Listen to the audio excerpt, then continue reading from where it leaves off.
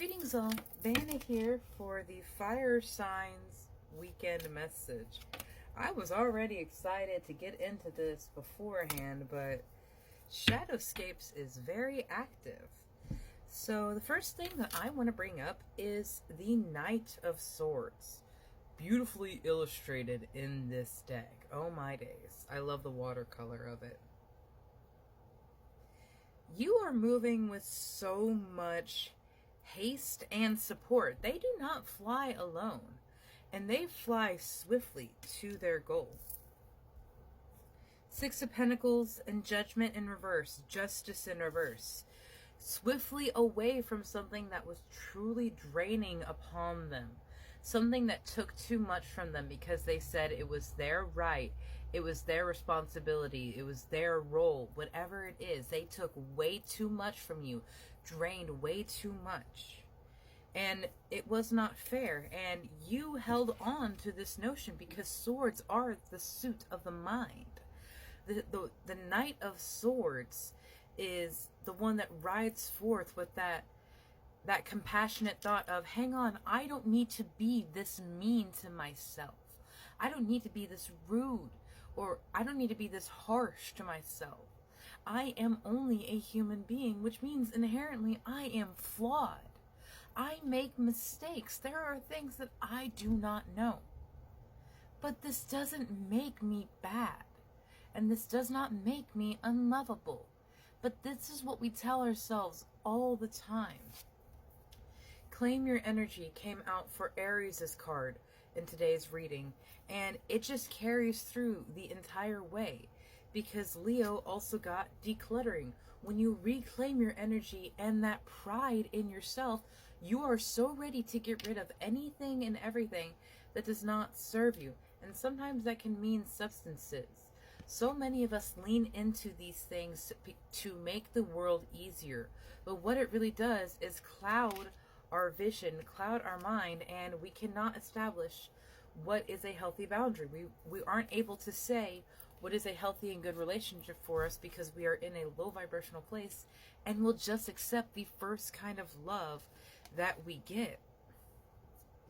Sagittarius got goal setting and beauty sleep coming out together. I don't normally take two cards for this, but they came out as a solid piece when I thought it was just one message, and I cannot deny. You are moving into a new aspect of your life that is truly self-fulfilling. And I don't want you to feel like that makes you a selfish or a bad person. You have the North Node, the energy of Capricorn, and the number 1 that had come out for you in the dice. You are moving towards your greatest and highest good and ambition. And that also means inherently you have to leave behind what does not live in resonance with what you are moving forward on. And that creates upset in people's egos. That creates upset in your own world because there are people like, why do you think you're better than me? Why do you think you deserve this and I don't? Because you are going after something that they are too scared to claim themselves. And instead of doing the internal work and understanding why they feel like they can't accomplish anything, they are going to attack you because that is easier. It is not fair, but that is again why Spirit is showing you these are not the people that will support the person you need to be. To attract your people, you have to be in resonance and in the energy of who you want to be. So that means you have to start discovering yourself. You can only meet people as deeply as you meet yourself. I feel like those are the cards that want to come out from the sacred geometry. Cosmic Flower and Remembrance came out in the reverse. The Cosmic Flower card states, the frequency of the Cosmic Flower activates our remembrance of the place we call home, the core in which we pour our magnificence onto the world. That is your authenticity. That is your soul shine.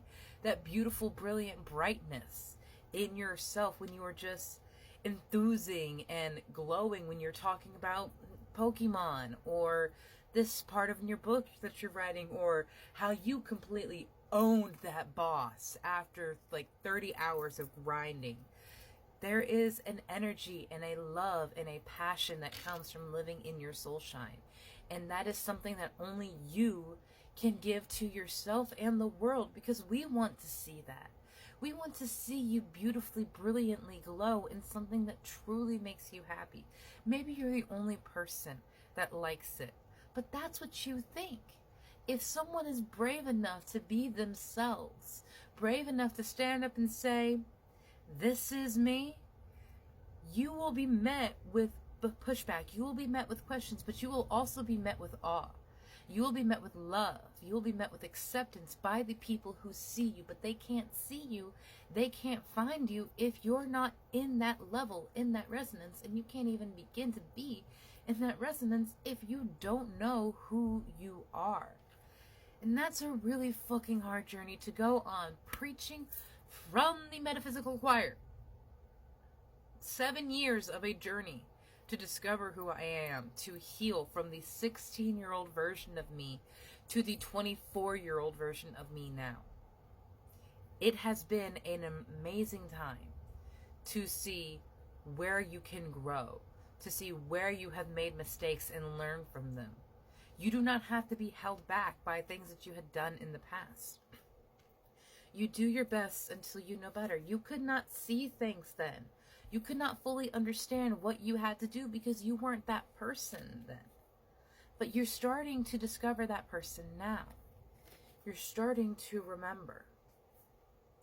The frequency of remembrance supports our memory of everything that we have gone through as a soul and body, providing us with valuable information and tools that flow gracefully with and in this life.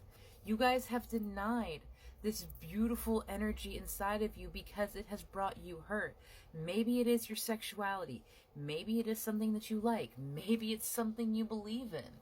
Maybe it's just you want to find something that is who you are, but it's different from everything that you know. Integration in solar plexus chakra, the chakra associated with your intuition and your sense of self and self-image. Mine is burning right now. It is the fire point. It is also the bridging point to your heart chakra.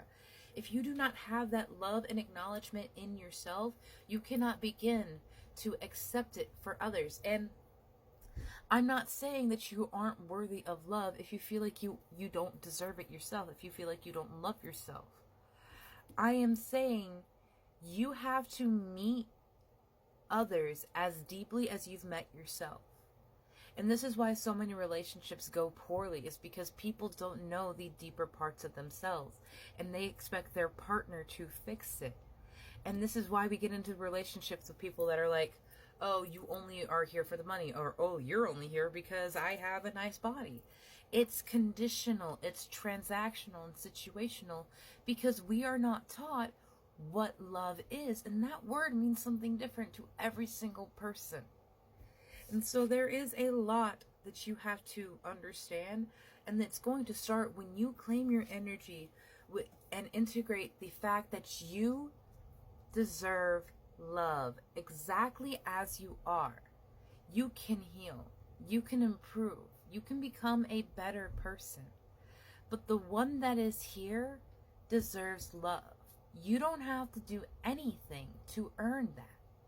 You inherently are love because you are a piece of source consciousness in a fleshy meat sack. You are an angel on this earth. And the more you realize the divinity of your existence, the more you integrate that beautiful energy into yourself, into this knowledge that it is okay to not be okay, because I am a beautiful masterpiece of a work in progress. And I am better every single day that I get to know me. And I hope you begin that journey, fire signs, because authenticity and self-love is one of the most beautiful energies that you can bask in. And more of us need to be in that radiance. Have a beautiful day, my love.